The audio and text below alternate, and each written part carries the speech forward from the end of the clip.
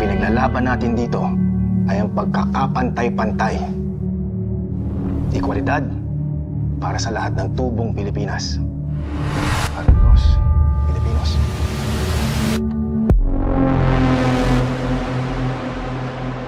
Hi guys. Kami ngayon sa sa Circuit Makati. Nanonood kami ng Gombursa. Ayun o. Sobrang daming tao guys. Para lang mapanood yung tatlong pare. Galing mo lang sa isang pare Kakagaling ko lang kay Severino, kay Padre Severino. Kaya alam mo ba yung Gombursa? Oo. Anong nangyari dun? Mali. Namatay. Namatay nga. Ba't namatay? Binitay. Bakit binitay? Mga traidor. Joke lang, di ko alam. Ano ba yung mga millennials? Di nyo nang alam? Pero alam ko ba't sila namatay. Binitay nga. Oo nga. Daming tao dito guys. First time ko nga dito guys. Ganda pala dito, Circuit Makati. Basta Ayala Mall talaga maganda. Hey! Hey! Bigyan ko kayo ng tip guys ha. Manonood kayo ng sine. At meron na kayong drinks. Drinks? Taga-snack ko guys eh. Makatipid diba? Tasty bites lang ng pedigree. Malasa na yan guys.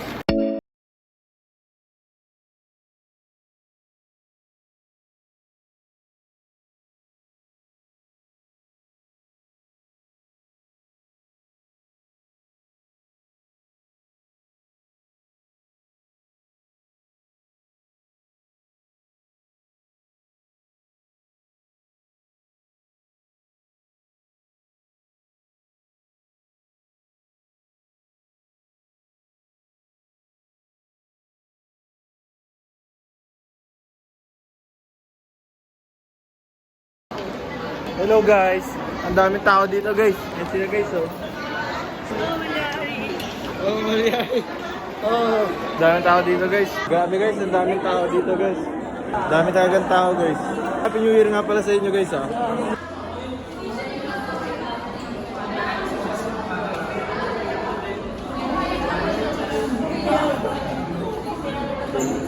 Manood na kami guys. Titignan ko pag ito. Ay, nako, titignan ko din.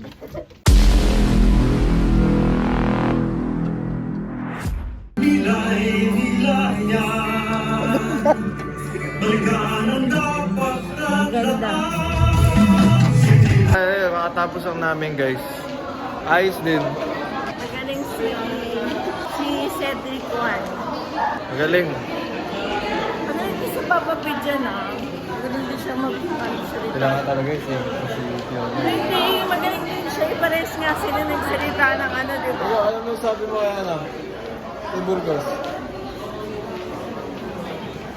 Ano sasabihin? Idol na kita Burgos.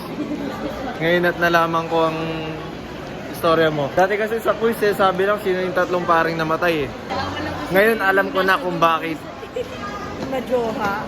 Lupit nyo majowa. Sabi ko dyan, very, siya, sa mga bata na hindi nakikilala yung tatlong pare, si Gombursa. Ngayon, yung knowledge ng mga teenager, insightful, mga millennials, makakatulong to para sa kanila para makilala yun.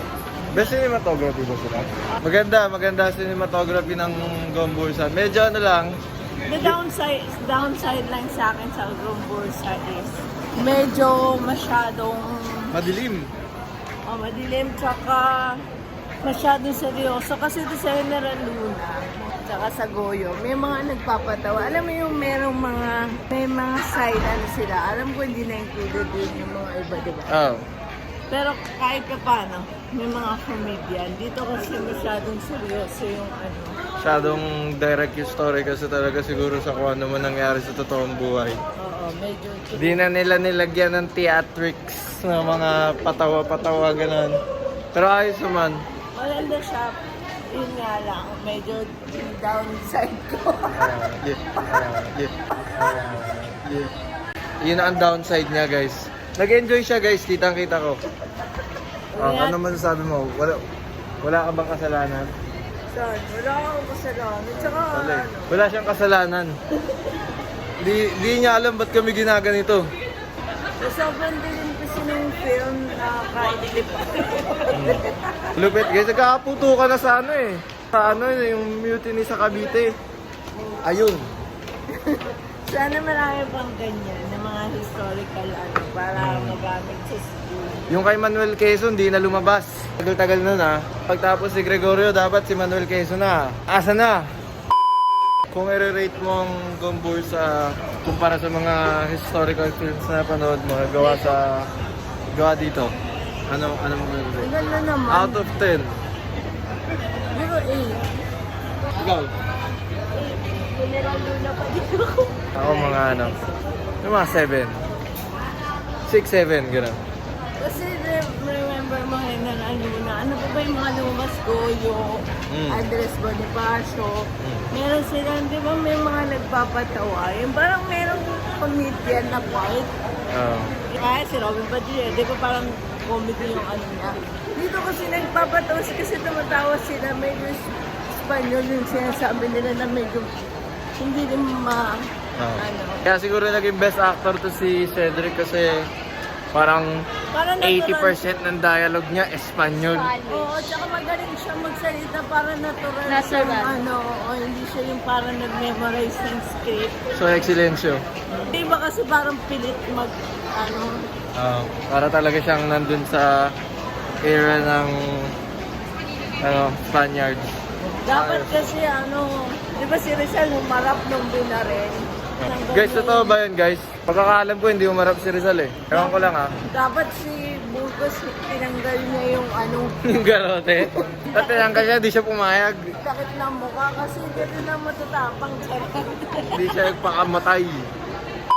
Congratulations, Cedric. And manood kayo guys hanggang January 7 pa. Pwede pa kayong humakot. Maganda. Malupit. Kung hindi nyo alam yung story ng tatlong priest na pinatay. Mga Eto na, millennials. malalaman nyo na. Kaya ito nabuo eh. Dahil sa kagagawan nyo. Kakamadyohan nyo. Gumawa na yung pelikula. Sana ano, yung continue, ay yung kay Andres Bonifacio na yun. Eh sana ano, marami pa. Si Direct, ano yun? Pepe Joke no. Pepe Joke no, mas marami pa kayong gawin na historical movies na matututo yung mga bata. Kasi nag-tiktok lang sila, mas magandang Yan, mga TikTok ha.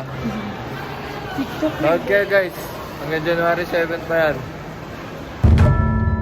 La iglesia les hemos enseñado a obedecer. Les enseñan a los indios a creer que son más de aquello para lo que han nacido.